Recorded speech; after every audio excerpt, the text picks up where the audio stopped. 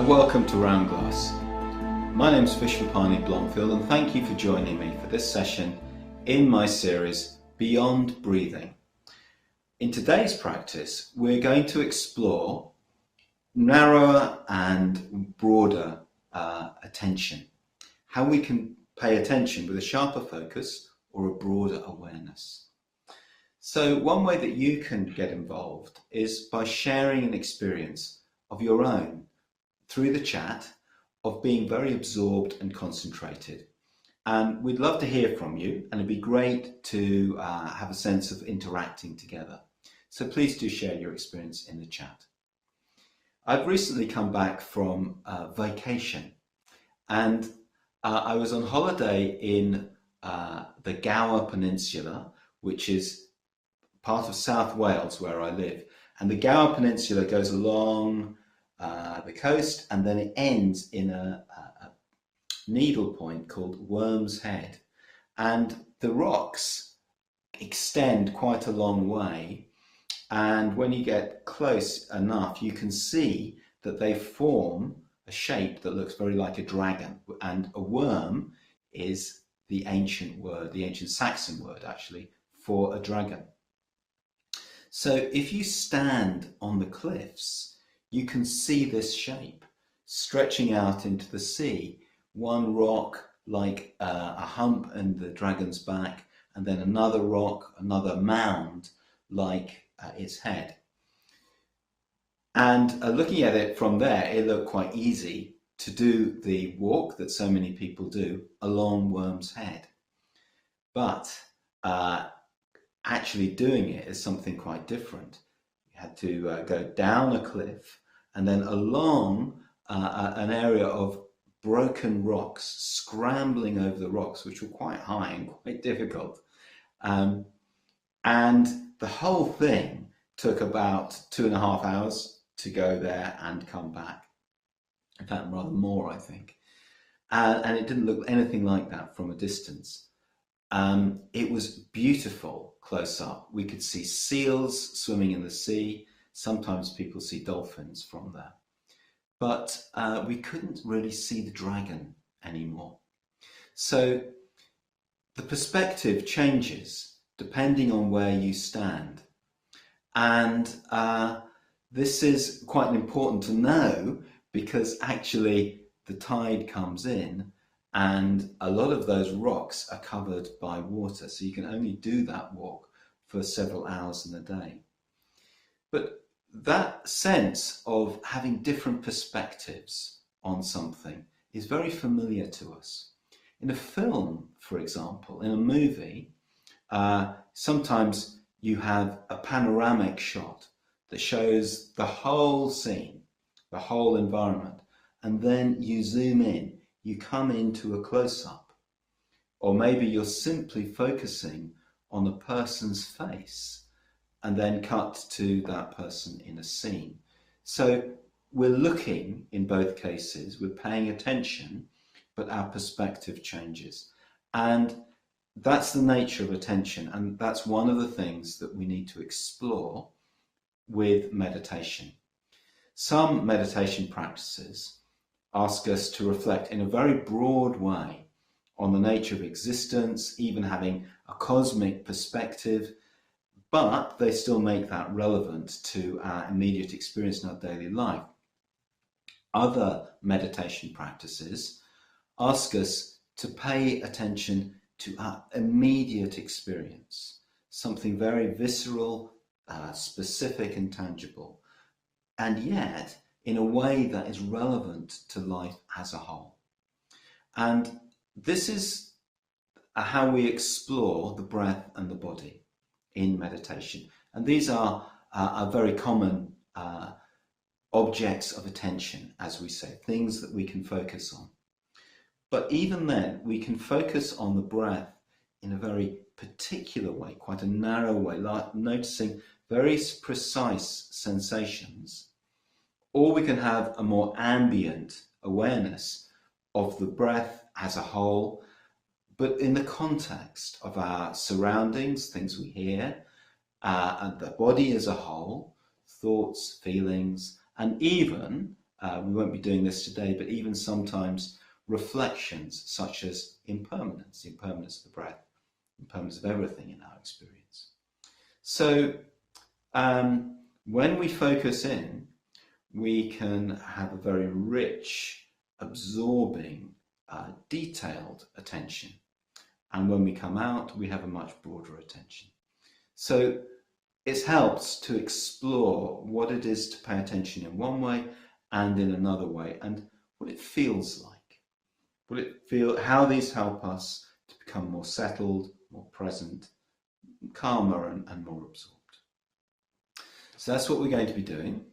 And we start, as always, by setting up our posture, finding how we want to sit for the practice.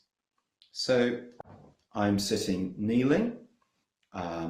This is comfortable for me, but it also enables me to be quite alert and upright. You might sit cross-legged, you might sit in a chair, you might be lying down. But either way, we want to have that balance of alertness and relaxation. So then we close our eyes, if that's okay for you. You don't have to close your eyes, but it helps us to bring our attention inwards in a more focused, settled way, with fewer distractions. So how is that? If you have closed your eyes, how is it to do that? How is it to be here? To be sitting? Making any adjustments to your posture that you need to make. Being settled and being upright. So one way to do this is to just have a sense of the whole height of the body, right the way from the base up to the top of your head. If we do this, the body will naturally assume a helpful posture. And maybe take a deeper breath, breathing all the way in and all the way out. We can do that again. Breathing in deeply, breathing out and just settling, letting go, releasing on the out breath.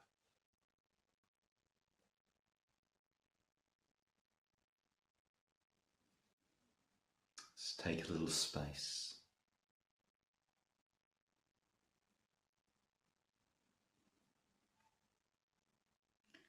In this space, let's have a sense of where we are, the room we're in.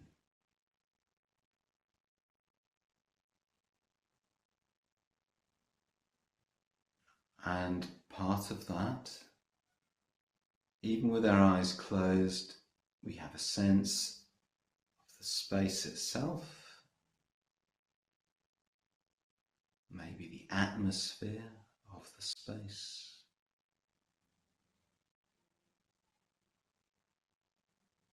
And sounds. So what sounds come to our ears? What do we hear?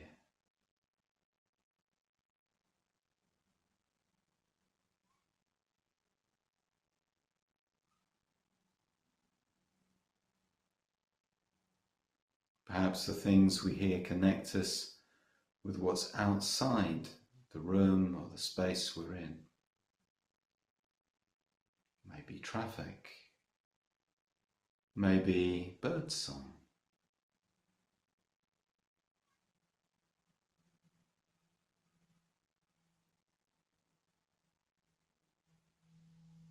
Just letting it come, letting it go.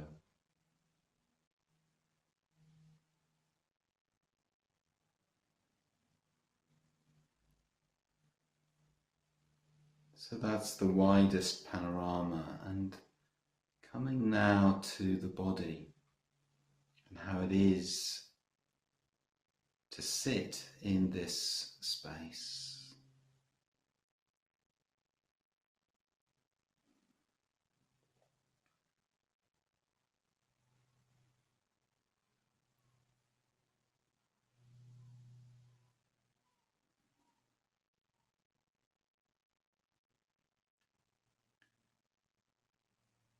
One way we're connected to the space is through the contact of our body with the floor and with the seat or support that we may be sitting on. You can just feel that.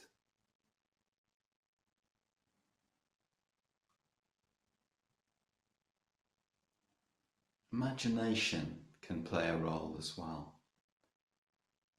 We can't sense the earth beneath us, but we know it's there and we can imagine it. Imagine its presence. The weight of the body falling into the earth. Gravity drawing the body towards the center of the earth.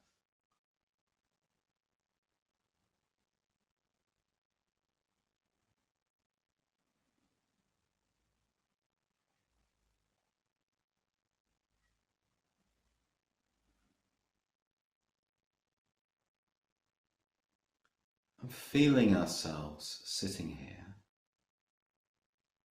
let's just give ourselves some time, give ourselves some space, an attitude of having nowhere else that we need to be in this moment. Whatever the day might bring, we've set this time aside. This is time just to be present.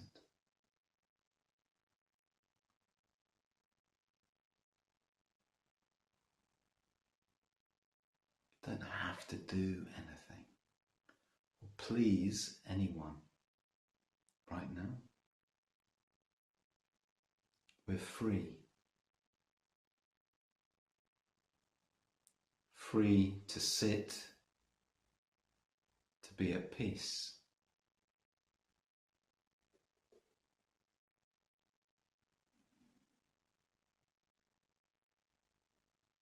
As we sit with this attitude, we may find all sorts of things going on in our thoughts, in our feelings.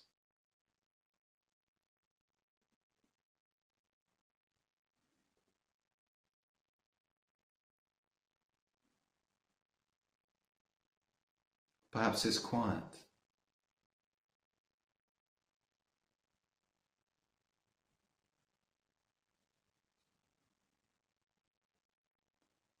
If you like, take another deeper breath to inhabit the body and encourage that sense of letting go. Breathing in, breathing out, letting go. Let it all go.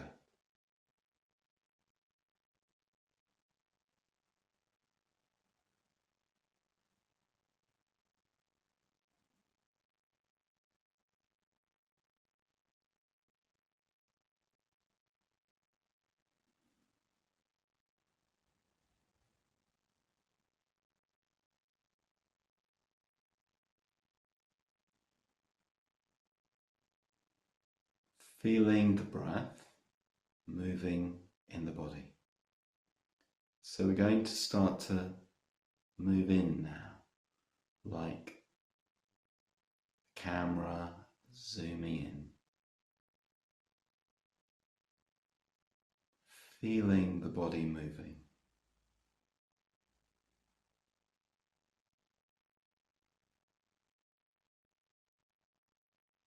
And what do we notice?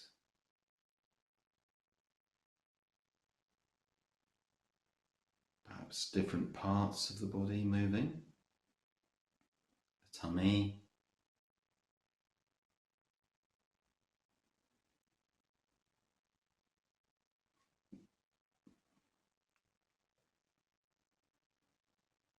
Rising and falling. The chest.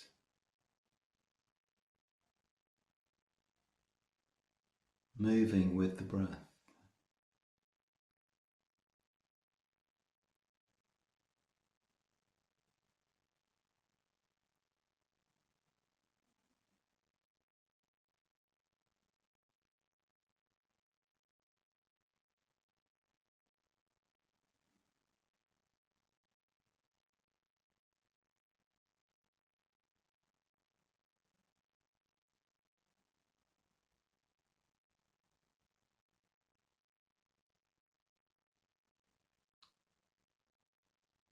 Coming to the nose.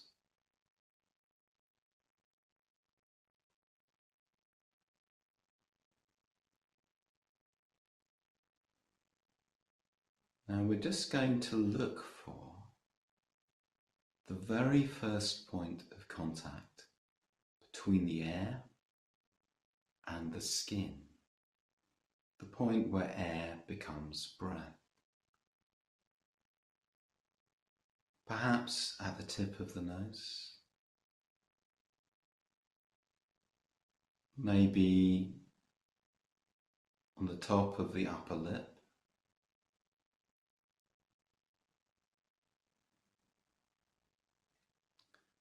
and it's a gentle brushing sensation.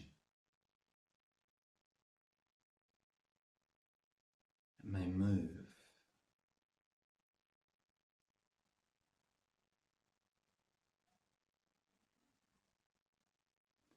Now thoughts may be coming into our minds, images, ideas, and we're just going to let them go and come back to the tip of the nose.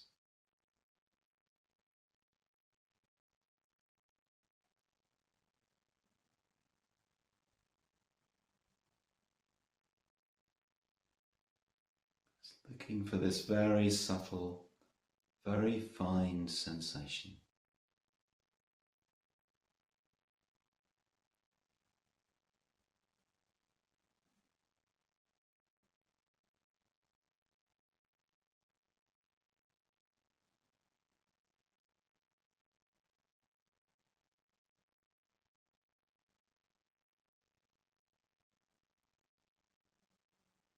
As best we can, staying with it.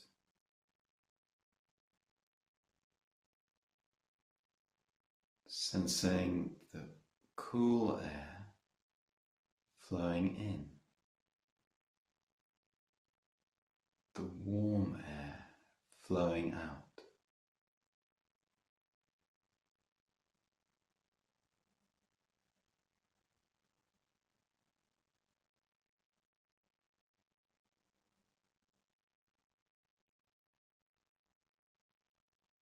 Just sensing this like a drop of dew on a blade of grass.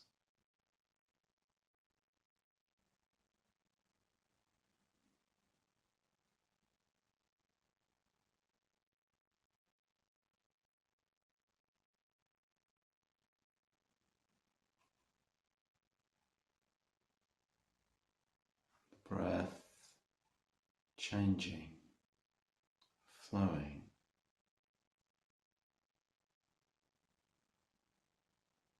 Now we're going to gradually expand our awareness again,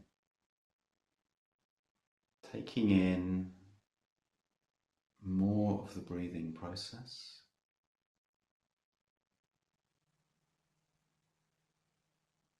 Breath moving in the chest,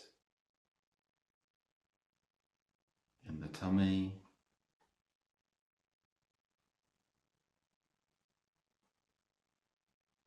so this first point of contact is part of this whole breathing process. So feeling the breath flowing all the way in and all the way out.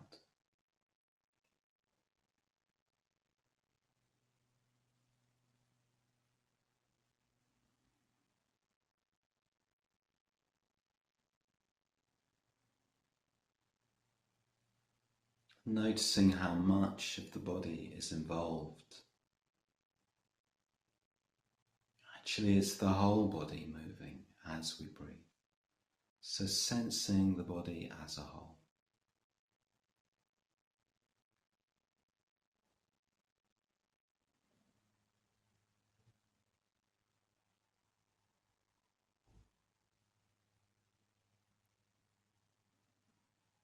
Feeling the body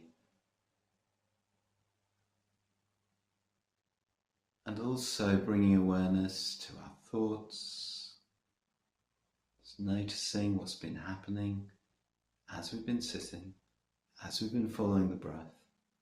Thoughts are our companion, and our feelings, our emotional state.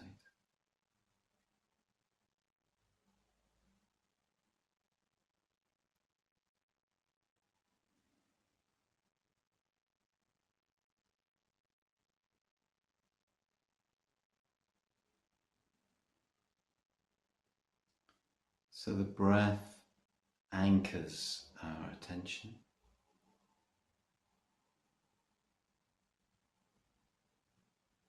But we hold that awareness with the whole of our experience, our thoughts, our feelings, our bodies, sounds, space,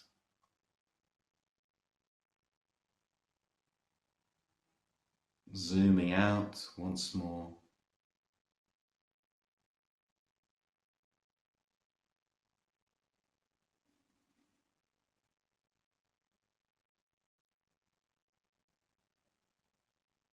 And starting to turn our attention towards the world beyond us, noticing light, introducing movement as we make a transition, just bringing in movement of the fingers, rolling the shoulders, if that's what's right for you. And this way we're gradually bringing the practice to a close, but of course you may choose to sit on. You may want to mute the audio and just stay with this experience.